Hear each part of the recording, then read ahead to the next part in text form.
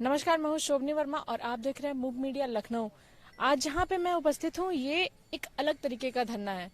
अब तक जितने भी, क्योंकि चुनाव आने वाला है, ज्यादातर लोग धरना दे रहे आरक्षण लेने के लिए, लेकिन ये सारे लोग जो बैठे हैं आरक्षण खत्म किया जाए इसलिए बैठे हैं और एसटी एससी एक्ट खत्म किया जाए इसलिए बैठे, क्योंकि एसटी एससी एक्ट जो है वो इनके लिए एक काला कानून है। इनके लिए क्या, एक समाज के लिए काला कानून है। चलिए इनसे जानते हैं कि ये लोग धरना कब से दे रहे हैं और क्या खास वजह थी जो आज धरना आपको देना पड़ा। कहाँ से है दादा आप?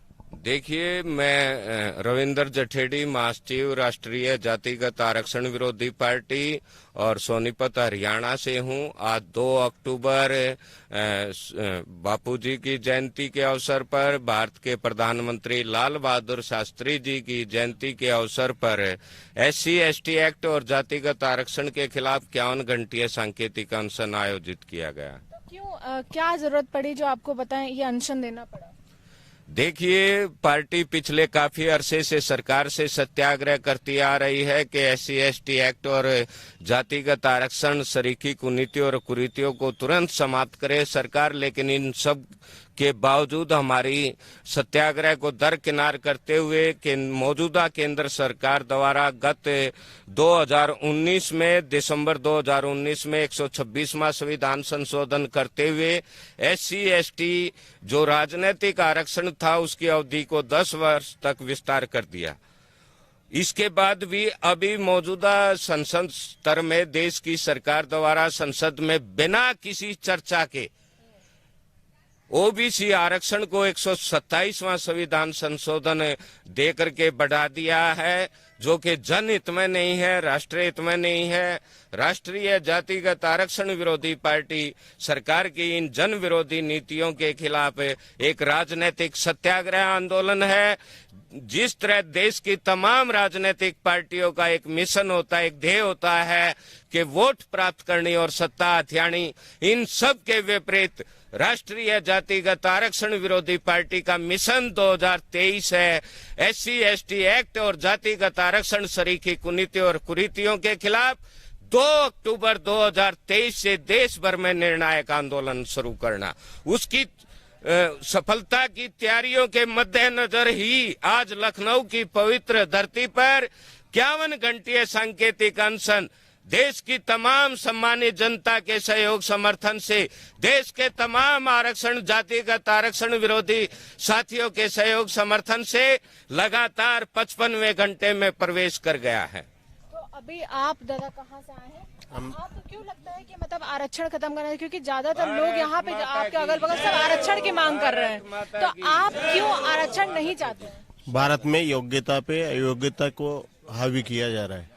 जब तक अयोग्य देश में हावी होते रहेंगे योग्यता पे, देश पिछड़ेगा। तो देश हित में आरक्षण को खत्म करना चाहिए। तो एसटी एससी एक्ट को कैसे आप कह सकते हैं कि ये काला कानून है? एससी एक्ट में जब अभी माननीय सुप्रीम कोर्ट ने भी थोड़े दिनों पहले ये कहा था कि जांच की जाए, उसके बाद गिरफ्तारी हो।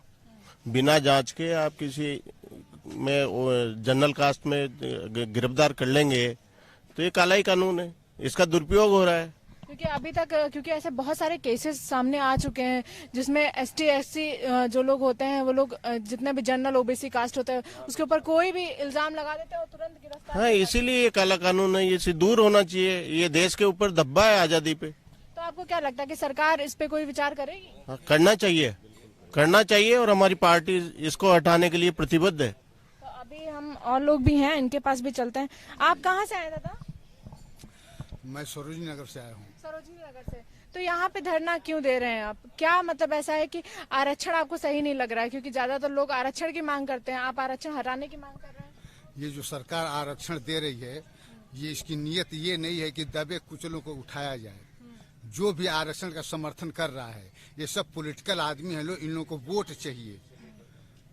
गरीबी और अमीरी, हाँ, बस लड़ाई गरीब और अमीर की होना चाहिए। जब से देश की आजादी मिली तब से यही मुद्दा होना चाहिए था कि जो दबे कुचले हैं, आर्थिक आधार पर जो गरीब हैं, उनको ऊपर उठाया जाए। लेकिन यहाँ पर जो क्रीमी लेयर है उसके विषय में कोई सोचता ही नहीं है। जाइए दरवाजे पर देख दीजिए, 8-8, 10-10 तबेले चल रहे हैं।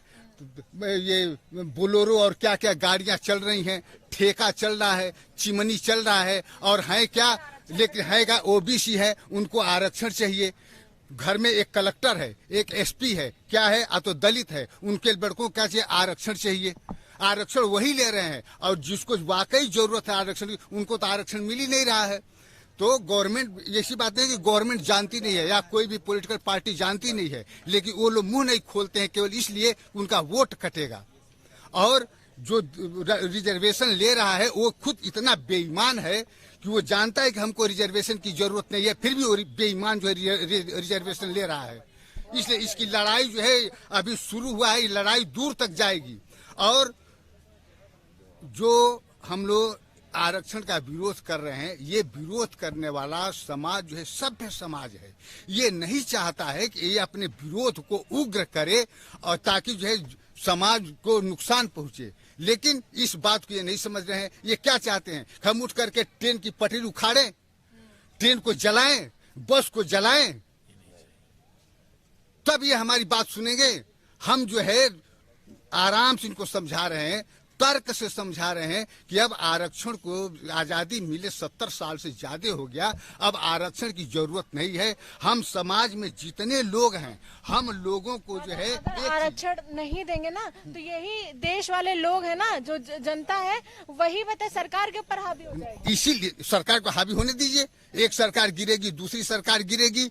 जो ही सरकार में वो कहे कि हाँ हम आरक्षण को नहीं मानेंगे, हम जो है काबिलियत के आधार पर लोगों को, उसको जो है जिस काबिलियत है उस आधार से उसको हम पद देंगे। आपको क्या लगता है कि कौन सी ऐसी सरकार होगी जो ये इतना, क्योंकि छोटा फैसला नहीं, अगर आरक्षण हटाया जाएगा ना तो पूरा देश जलने लगेगा, है ना। तो कौन सी ऐसी सरकार है जो ये फैसला रखने का एक चीज, कानून होता है, देश जले लेकिन सही कानून बने। क्या देश जलेगा उसके डर से, जिसको अन्याय जिसके साथ हो उसके साथ अन्याय होने दिया जाएगा? आप बताइए, पूरे देश में जो सही काम होना चाहिए, विकास का काम होना चाहिए, वो काम नहीं हो रहा है। हो क्या रहा है, पूरे समाज को ये लोग जाति जाति में बांट दिए लोग। हम लोग नहीं जानते थे कि इतनी जातियां हैं। उसके बाद से फिर कह रहे हैं कि जात के आधार पर जनगणना होगी।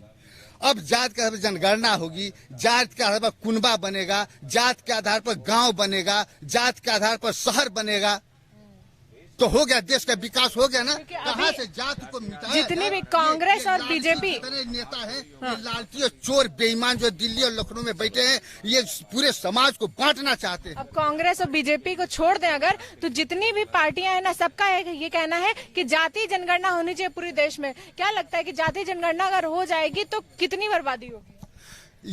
ये भी बताएं। अभी तो कह रहे हैं कि जाति जनगणना होनी चाहिए, ये भी बताएं कि जाति जनगणना ये किस लिए करना चाहते हैं। क्या एक चीज, क्या जाति जनगणना बना लेंगे और मान लीजिए 700 वैकेंसी यूपीएससी में आती है और 700 तरह की जातियां हो जाती हैं, तो वो सबको एक एक पोस्ट देंगे? क्या क्या ऐसा इरादा है क्या कि हम जाति के आधार पर सबको एक तुम लो, एक तुम लो, एक तुम लो, ऐसा होगा क्या? क्या काबिलियत वहां पर नहीं देखा जाएगा? क्या क्वालिटी नहीं देखी जाएगी? तो ये तो कोई तुक्के नहीं बनता है कि जात के आधार पर गणना आखिर किस लिए कर रहे हो? इससे देश को क्या तुमको मिलना हुआ, ये तो पहले हमको बताओ। देश को कौन सा फायदा हो जाएगा तुम अगर जात की गणना करोगे तो? क्या फायदा हो जाएगा? तो अभी मेरे साथ युवा भी हैं, क्योंकि ये जो मुद्दा है आरक्षण ना मांगने का, ये कहीं ना कहीं कुछ युवा हैं जो आरक्षण मांग रहे हैं, और यहाँ पे जो युवा बैठे हैं वो आरक्षण नहीं मांग रहे हैं। तो भैया कहाँ से आए आप? लखनऊ से। लखनऊ से। क्या करते हैं? हम अभी कुछ नहीं करते हैं, खाली पढ़ाई कर रहे हैं। खाली पढ़ाई कर रहे हैं। तो ये आज क्योंकि ज्यादातर युवा इस समय आरक्षण मांग रहे हैं, अपने अपने जात का फायदा उठाना चाहते हैं, आप क्यों बैठे हैं कि पता है आप यहाँ पे बैठे हैं आरक्षण नहीं मांगने के पक्ष में? क्योंकि इससे जो है हमारी योग्यता के अनुसार हमको कम से कम काम मिलना चाहिए। जैसा कि आपने देखा होगा जितनी वैकेंसियां अभी तक निकलती हैं उसमें आपका जो आरक्षण होता है, अब जर्नल वालों को आप देखिए 1000 रुपये फीस और SC ST की 200 रुपये फीस। तो जो गरीब इंसान होता है जर्नल में वो डाल ही नहीं सकता है, और अमीर आदमी देखता है कि इनके लिए छूट है तो हमारा होगा ही नहीं, तो आदमी डालता ही नहीं है। कहता है हम क्या करेंगे डाल के जब हमारा सिलेक्शन ही नहीं होना है, तो वो सीधे ऊंची पोस्ट पे देखता है। और जब ये हट जाएगा तो समान हर एक व्यक्ति उस चीज को अप्लाई कर सकता है। अगर कोई भी कानून है तो वो ऐसा होना चाहिए कि हर एक व्यक्ति के लिए बराबर होना चाहिए। तो अभी हमारे साथ जो इस देश में ज्यादातर युवा हैं और कोविड काल के बाद से बेरोजगारी बहुत ज्यादा आ गई है।